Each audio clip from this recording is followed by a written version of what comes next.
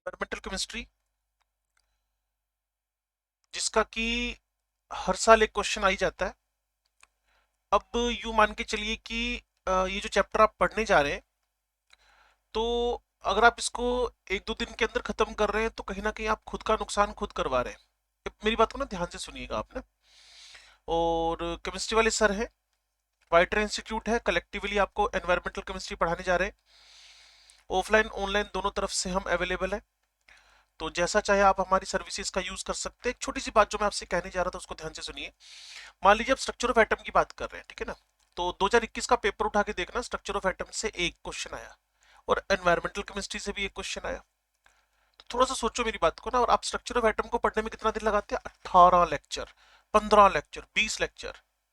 लेकिन क्या क्वेश्चन कभी 5 आए उससे? नहीं ना। तो इक्वल डिस्ट्रीब्यूशन है, तो उस इक्वल डिस्ट्रीब्यूशन के अंदर हर चैप्टर की अपनी अपनी इंपॉर्टेंस है।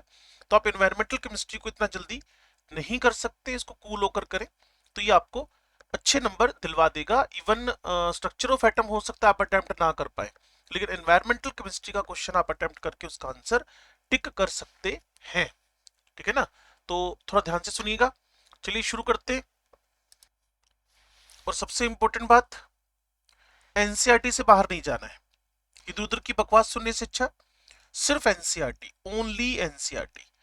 Environmental chemistry, the world has achieved brilliance without wisdom, power without conscience. Ours is a world of nuclear giants and ethical infants. बड़ी मतलब कितनी बढ़िया बात लिखी इन लोगों ने, बहुत ही सुंदर बात लिखी हुई है, जिसको कि मैं आपको डिस्क्राइब करके बताता हूं कि क्या कहा है इन्होंने। एनसीईआरटी की इस लाइन का बड़ा ही जबरदस्त मतलब निकल रहा है। वो कह रहे हैं कि वर्ल्ड हैज अचीव्ड ब्रिलियंस, दुनिया ने ब्रिलियंस अचीव तो की है लेकिन बिना विजडम के। और पावर आई है उसके पास, बिल्कुल आई है, लेकिन बिना कंसाइंस के, मतलब विवेक के बिना। हम एक ऐसा वर्ल्ड है जो न्यूक्लियर शक्तियों का है, लेकिन इथिकली हम लोग अभी भी इन्फेंट्स ही हैं। तो कमेंट भी है, बहुत बढ़िया कमेंट किया है एनसीईआरटी ने इस लाइनों को लिखकर। चलिए थोड़ा सा बात करते हैं जी। अब डिस्कशन स्टार्ट है। You have already studied about environment in your earlier classes.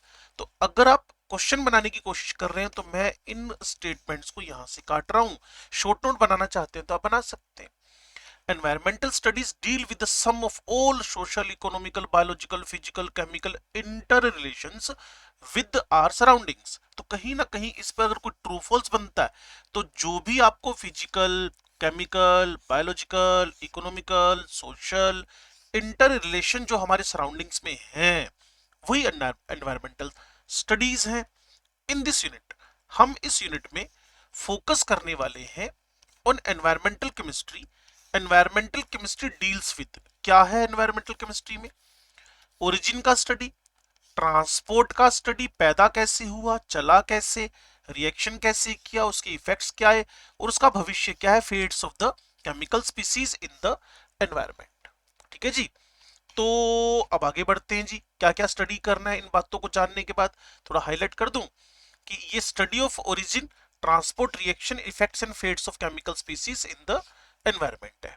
चलो, now let us discuss some important aspects of the environmental chemistry. Environmental chemistry के कुछ इंपॉर्टेंट एस्पेक्ट्स की बात करते हैं। लो जी सुनो। सबसे पहले एनवायरमेंटल पोल्यूशन। सबसे पहले एनवायरमेंटल पोल्यूशन क्या कह रहे हैं जी? Environmental pollution is the effect of undesirable change in our surroundings that have harmful effect on the plants, animals and human beings। बहुत ही बढ़िया लाइन है। एनवायरमेंटल पोल्यूशन क्या है? ये जो चेंज हम नहीं चाहते, जो चेंज हम नहीं चाहते, undesirable change in are surrounding, हमारे आसपास में बिना इच्छा वाले अनडिजायरेबल चेंज जो हमारे सराउंडिंग्स में हो रहे हैं और उनके हार्मफुल इफेक्ट प्लांट्स पर, एनिमल्स पर और इसके अलावा ह्यूमन बीइंग पर क्या हो रहे हैं, it is the environmental pollution. Now a substance which causes pollution, उसको हम पोल्यूटेंट बोलते हैं। तो यहां से छोटी सी डेफिनेशन उठ के आ सकती है कि आप पोल्यूटेंट किसको बोल रहे हैं। तो जो पोल्यूशन करे वो पोल्यूटेंट है। पोल्यूटेंट सॉलिड भी हो सकता है, लिक्विड भी हो सकता है, गैस भी हो सकता है। आपके अराउंड में देखिए आप, एक जो आप पेप्सी या कोक पीकर उसके केन को फेंक रहे हैं, तो वो भी कहीं ना कहीं जो है वो सॉलिड है। लिक्विड की बात करें तो आप मरकरी देखिए लिक्विड है। Gaseous exhaust system of the vehicle से गैसियस सब्सटेंस लगातार रिलीज हो ही रहे, क्लियर ना। तो substances present in the greater concentration than in natural abundance. Nature हर किसी को परमिशन देती है कि आप एक लिमिटेड कॉन्सेंट्रेशन तक तो हो, तो आप पोल्यूटेंट नहीं है, आपको कंज्यूम कर लिया जाएगा। लेकिन लेकिन लेकिन लेकिन अगर वही सब्सटेंस नेचुरल नेचुरल कॉन्सेंट्रेशन से ज्यादा हो, substance present in greater concentration than in natural abundance and are produced due to human activities or due to natural happenings. Do you know an average human being require nearly 12 to 15 times more air than the food? Clear ना, जितना आप खाना खाते हैं उसके comparison में आपको 12 से 15 गुना एयर की रिक्वायरमेंट है। क्लियर। तो कोई भी लाइन एनसीईआरटी की एक ट्रू फॉल्स का स्टेटमेंट बन सकती है। Now, so even small amount of pollutant in the air becomes significant compared to similar level present in the food. देखो कितनी बढ़िया बात लिखी है। So even small amount of pollutant, छोटी सी अमाउंट अगर pollutant की भी हो in the air becomes significant compared to similar level present in the food. ठीक है ना। Pollutant can be degradable. हाँ, ये सबसे इंपॉर्टेंट बात है। ठीक है, पोल्यूशन कर रहा है but should be degradable, like discarded vegetables which rapidly break down by natural processes. On the other hand, pollutant which are slowly degradable remain in the environment in an unchanged form for many decades. कई सालों तक, कई दसों सालों तक पड़े रहते हैं। Substances such as DDT, 12th class के चैप्टर एल्काइल अराइल हैलाइड के पोली हैलोजेंस के अंदर आपको डीडीटी का नाम मिलेगा। डीडीटी बाकी आप अपने इकोलॉजी में पढ़ते। Substance such as dichloro diphenyl trichloroethane DDT, plastic material, heavy metals, many chemicals.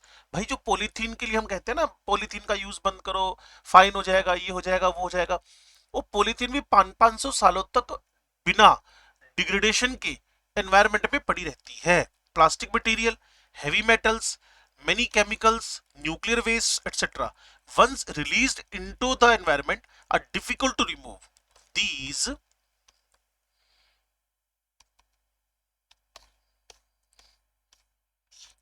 pollutants can't be degraded by natural processes. ये वाले ना, जैसे आपने पेप्सी किया पिया, कोक पिया और कैन को फेंक दिया, तो कैन जो है ना वो नेचुरली डिग्रेड नहीं होता, वो नेचुरली डिग्रेड नहीं होता है। क्लियर ना। And are harmful to living organism, और वो हमारे लिए ही हार्मफुल है।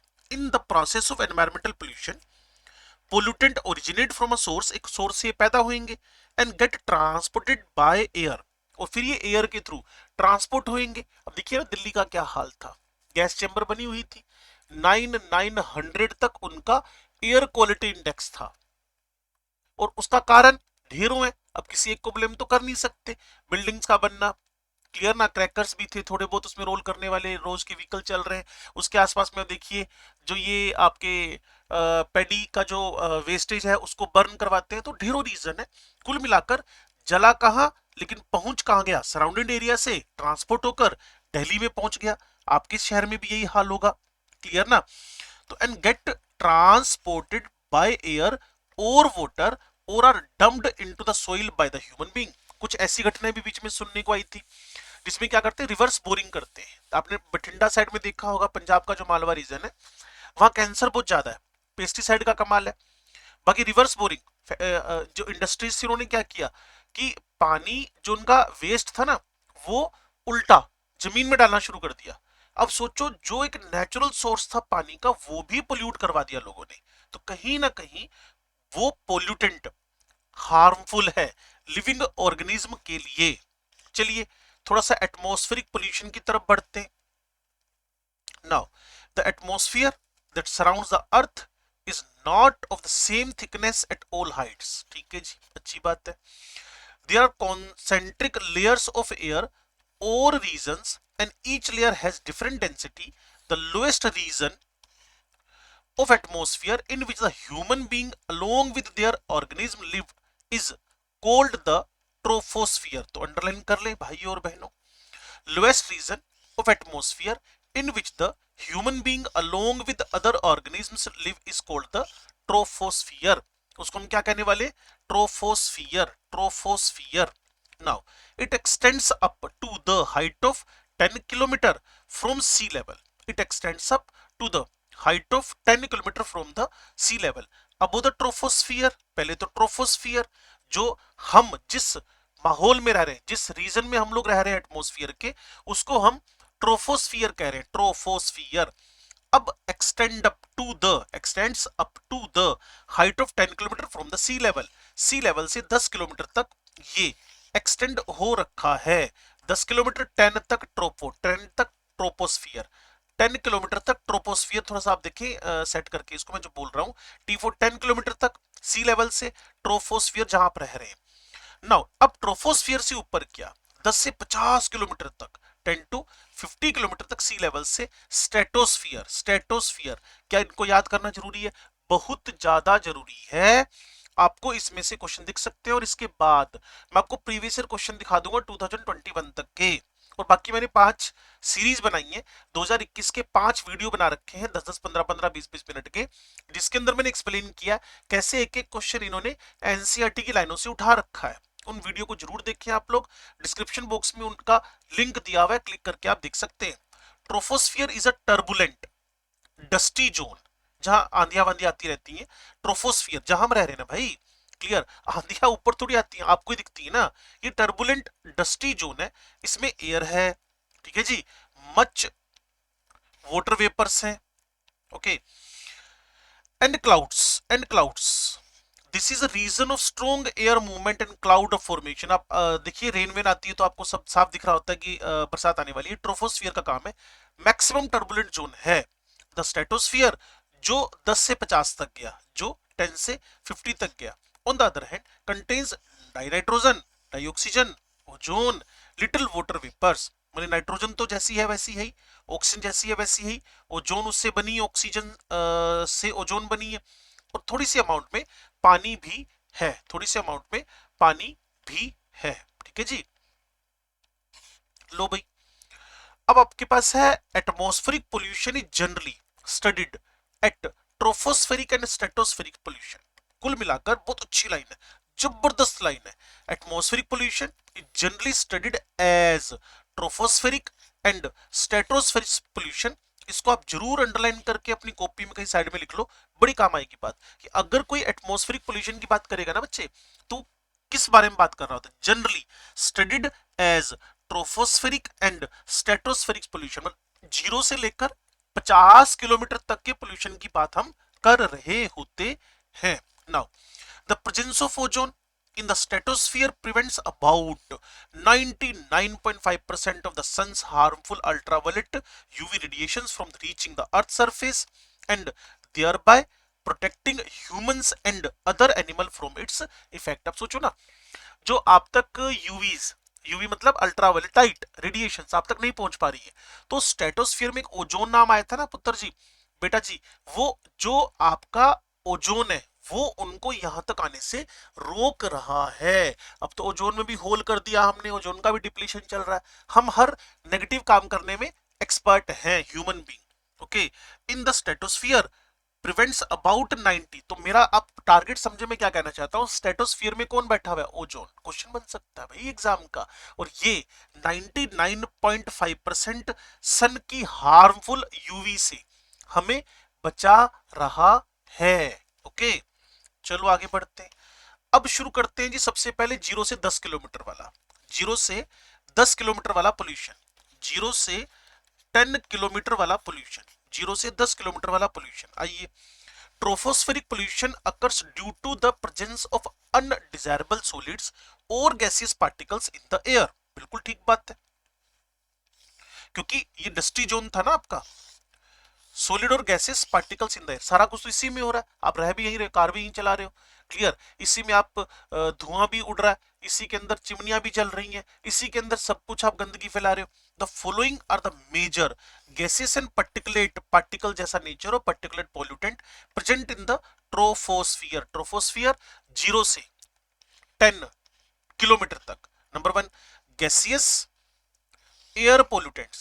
These are oxides of sulfur, nitrogen, carbon, hydrogen sulfide, hydrocarbons, ozone and other oxidant. तो छोड़ा क्या भाई, सारे ही आ गए। कैसे? Sulphur, nitrogen, carbon NSC, hydrogen sulphide H2S, hydrocarbons HC, ozone and other oxidants, other oxidants. इसको अंडरलाइन कर ले, हाईलाइट कर ले और अपनी कॉपी में लिख ले। Oxides of sulphur SO2 SO3, nitrogen N2NO, carbon carbon monoxide, रात को अंगीठी जला के सोते हैं, आपने देखा होगा कुछ लोग सुबह, रवाना भगवान के पास मिलते हैं वो।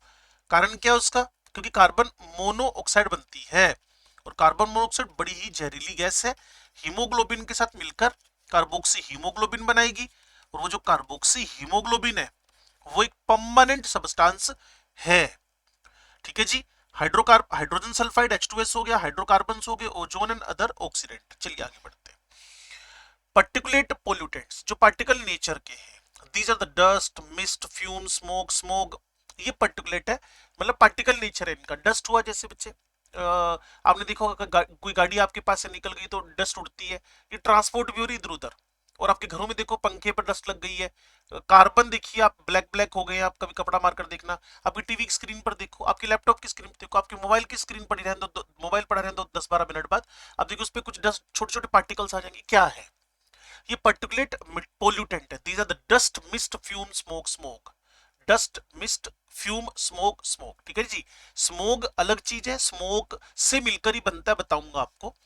तो सबसे पहले हम लोग बात करते हैं, जैसा कि आपको बताया गया था, गैसियस एयर पोल्यूटेंट। गैसियस कहां की बात कर रहे हैं? 0 से 10 किलोमीटर की बात कर रहे हैं, 0 से 10 किलोमीटर की बात कर रहे हैं। तो gaseous air pollutants, gaseous air pollutant लो जी। Oxides of sulphur, oxides of sulphur are produced when sulphur containing fossil fuel, petrol की बात कर रहे हैं, डीजल की बात कर रहे हैं, जलाया जाएगा। ठीक है जी। तो इसका जब बर्निंग हुआ तो सल्फर के ऑक्साइड्स बने। The most common species, the most common species कौन है भाई? ये है आपका favourite sulphur dioxide. Sulphur dioxide, sulphur dioxide. हम 0 से 10 किलोमीटर तक के पोल्यूशन की बात कर रहे हैं। ये गैस है, that is poisonous to both animal and plants, दोनों के लिए जहरीली है, मेरे लिए भी और पौधों के लिए भी, आपके लिए भी और प्लांट्स के लिए भी। It has been reported that even a low concentration of sulphur dioxide causes respiratory disease, आपको सांस की बीमारियां हो जाएंगी, respiratory disease, for example asthma, bronchitis, emphysema in human being. Sulphur dioxide causes irritation to the eyes, sulphur dioxide की वजह से आंखों में इरिटेशन, ये देखो कॉमन सी बीमारियां हैं जो आगे जाकर आपको कॉपी पेस्ट मिलने वाली है। रिजल्टिंग इन टीयर्स, आंखों से आंसू निकलने शुरू हो जाएंगे, रेडनेस आ जाएगी आंखों के अंदर। High concentration of SO2 leads to the stiffness of flower birds, बड़ी अच्छी लाइन है, मुझे ध्यान आ रहा है ये पेपर का क्वेश्चन बना हुआ है। SO2 की वजह से stiffness of the flower birds which eventually fall of from the plants, ये भी एक अच्छी लाइन है, ये मैंने ढेरों बार क्वेश्चन पेपर में देखा हुआ इस क्वेश्चन को, तो इसीलिए थोड़ा हाईलाइट करके आप इसको लिख लें। Sulphur dioxide causes irritation to the eyes, आपकी आंखें उसमें से रेडनेस होएगी, आंसू गिरने शुरू हो जाएंगे, टीयर्स आने शुरू हो जाएंगे। High concentration of SO2 leads to stiffness of flowers bird, जो फ्लावर बर्ड है ना उनकी जो फ्लावर बर्ड्स में स्टिफनेस आ जाएगी और फिर वो क्या करेंगे, which eventually fall from the plants. Now uncatalysed oxidation of sulphur dioxide is slow. अगर SO2 को ना कोई अगर कैटलिस्ट नहीं मिले, पीब्लो के एलिमेंट में आप पढ़ोगे ग्रुप नंबर 16 में जाकर, तो क्या होता है, however the presence of particulate matter in polluted air कैटलाइजेस the oxidation. अब देखो अगर SO2 को कोई कैटलिस्ट नहीं मिलता तो भाई साहब SO3 में कन्वर्ट नहीं होते। अब देखो, अब बरसात होगी, किसकी बरसात होगी? एसिड की रेन होगी। देखो मजा आएगा अपना। Uncatalysed oxidation of sulphur dioxide is slow, however the presence of particulate matter in polluted air, जो आपके पास हवा में, पोल्यूटेड एयर में जो आपके पास पर्टिकुलेट मैटर है, ठीक है ना, ये क्या करेगा? कैटलाइज करेगा oxidation of sulphur dioxide to the sulphur trioxide. ये सल्फर डाइऑक्साइड को सल्फर ट्राइऑक्साइड में बदल डालेगा, ठीक है। तो अब होएगा कमाल धमाल। क्या हुआ? ये जो SO2 O2 SO3 बना, ये एक कैटलिस्ट लग गया। और कैटलिस्ट कौन लग गया?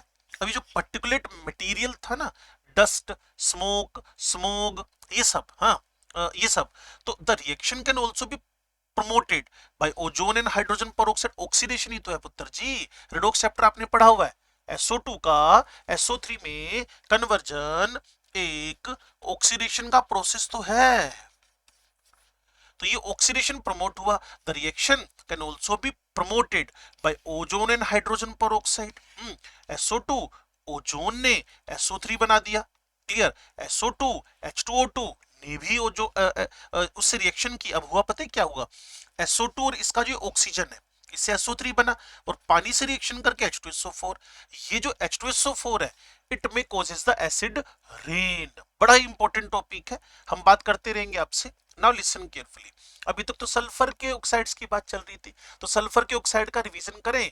SO2 है, SO3 है। SO3 मॉइस्चर से, पानी से रिएक्शन करके SO3 बना रहा है। SO2 SO3 SO2 SO3। Now the oxides of nitrogen, dinitrogen and dioxygen are the main constituent of air. These gases do not react with each other at a normal temperature at high altitude when lightning strikes. ये बड़ी important बात है, ये बड़ी important बात है, जबरदस्त बात है। At high altitude when lightning strikes, they combine to form oxides of nitrogen. NO2 is oxidized to nitrate, which is washed into soil where it serves as a fertilizer. Okay, no problem, natural process है। Dinitrogen भाई triple bond है उसके अंदर, इतना आसान काम नहीं है नाइट्रोजन को ब्रेक डाउन करना। एंड डाइऑक्सीजन, लो जी, डबल बॉन्ड है इसके अंदर। Are the main constituent of the air, सबको पता है 78 एंड 21% है। These gases do not react with each other at the normal temperature. बिल्कुल सही बात है। अगर करना होता तो अभी नाइट्रोजन 78 और ऑक्सीजन 21% ये आपस में रिएक्ट कर करके NO ना बना रहे होते। होता ही नहीं है, हो ही नहीं पाएगा। नेचर ही नाइट्रोजन की फिक्सिंग करवा पाएगा। बोटनी में भी पढ़ते हो, at high altitude when lightning strikes they compound to form oxides of nitrogen. Nitrogen के 5 ऑक्साइड है, N2O, NO, N2O3, N2O4, N2O5। NO2 is oxidizes to nitrate। तो एक पूरी चेन बनी, N2O2 रिएक्ट करके नाइट्रोजन का ऑक्साइड बना रहे, वो फर्दर NO2 में कन्वर्ट हो रहे, वो फर्दर नाइट्रेट में कन्वर्ट हो रहे, which is washed into soil where it serves as a fertilizer in an automobile engine at high temperature when fossil fuel is, वही पेट्रोल डीजल के बर्न होने से क्या हुआ? नाइट्रोजन डाइऑक्साइड, वही बात हुई ना। हाई एल्टीट्यूड पे जो आपके पास लाइटनिंग, बिजली चमकने से जो स्ट्राइकिंग हुई, टेम्परेचर आया, उससे तुम्हारा नाइट्रोजन का ऑक्साइड बना। ये अब जो ऑटोमोबाइल का इंजन है, आपकी गाड़ियों का जो इंजन है, वहां टेम्परेचर बड़ा जबरदस्त हो जाएगा। तो वहां फोसिल फ्यूल जब बर्न करेगा तो डाइऑक्सीजन और डाइनाइट्रोजन कंबाइन होकर सिग्निफिकेंट क्वांटिटी में NO देंगे, जो NO2 में बदलेगा। और जो NO में बदलेगा, देखो ना टेम्परेचर 1200-1300 डिग्री सेंटीग्रेड है। ये अच्छी रिएक्शन है। NO बना, NO इंस्टेंटली ऑक्सीजन से रिएक्शन करके NO2 बना। और NO2, rate of production of NO2 is faster when nitric oxide react with ozone in the stratosphere।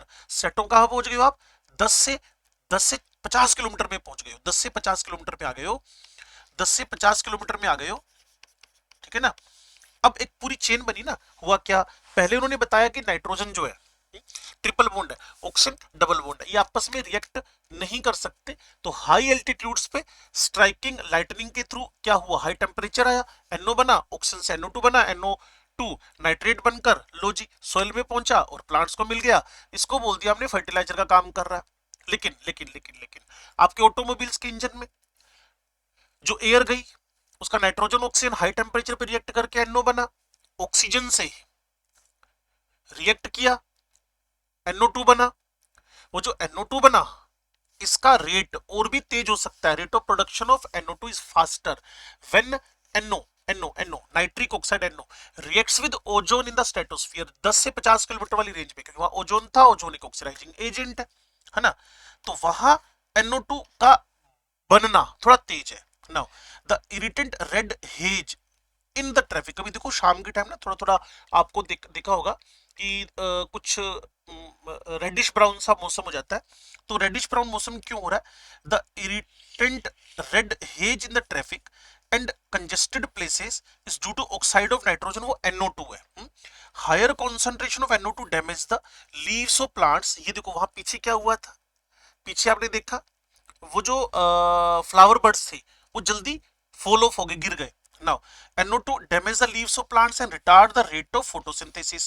Nitrogen dioxide NO2 is a lung irritant that can lead to an acute respiratory disease in the children. It is toxic to living tissues also. Nitrogen dioxide is also harmful to the various textile fibers and metals. ये different metals के लिए भी harmful है, लेकिन सबसे जबरदस्त बात जो आपको उठानी है वो क्या है? NO2 damages, क्या डैमेज कर रहा है भाई? ये डैमेज कर रहा है, ये डैमेज कर रहा है leaves of plants and retard the rate of photosynthesis. तो पीछे जो था, आपने देखा पीछे जो था उसके अंदर मैंने आपको बताया था कि जब आप SO2 की बात कर रहे हैं, SO2 leads to stiffness of flower buds which eventually fall off from the plants। और यहां क्या करेंगे आप? फोटोसिंथेसिस के रेट को कम करने वाला। मैं कह रहा हूं कि जब आप मेन पेपर में बैठने जा रहे हैं नीट के अंदर, तो आपको पता होना चाहिए इंपॉर्टेंट लाइन कौन सी है।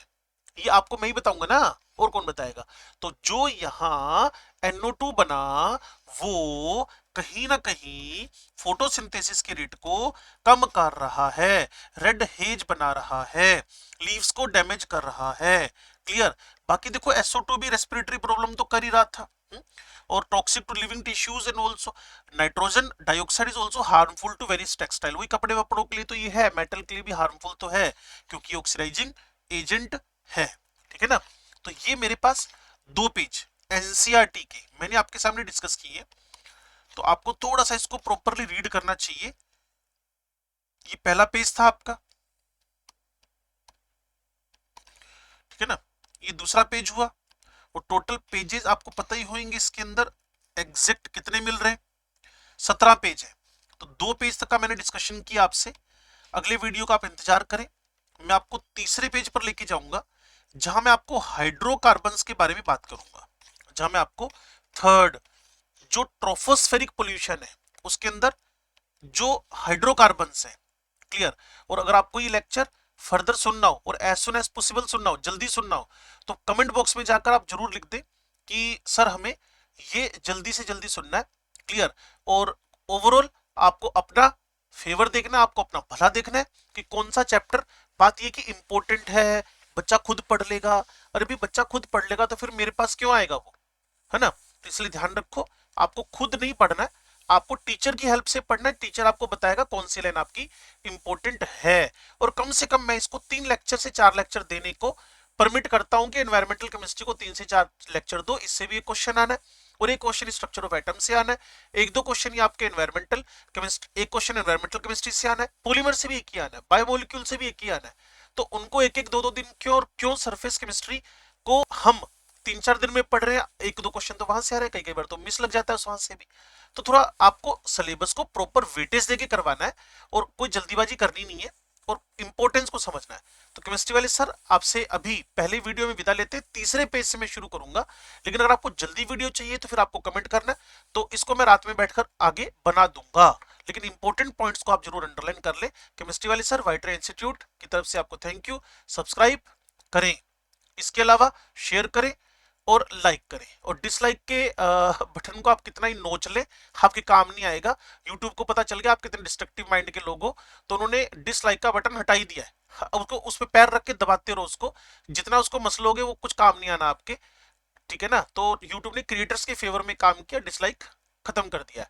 तो आप अपने नेगेटिव थॉट्स को लगाते रहिए, मैं पॉजिटिव काम करता रहूंगा, और आपको best to best content available करवाता रहूंगा। Thank you.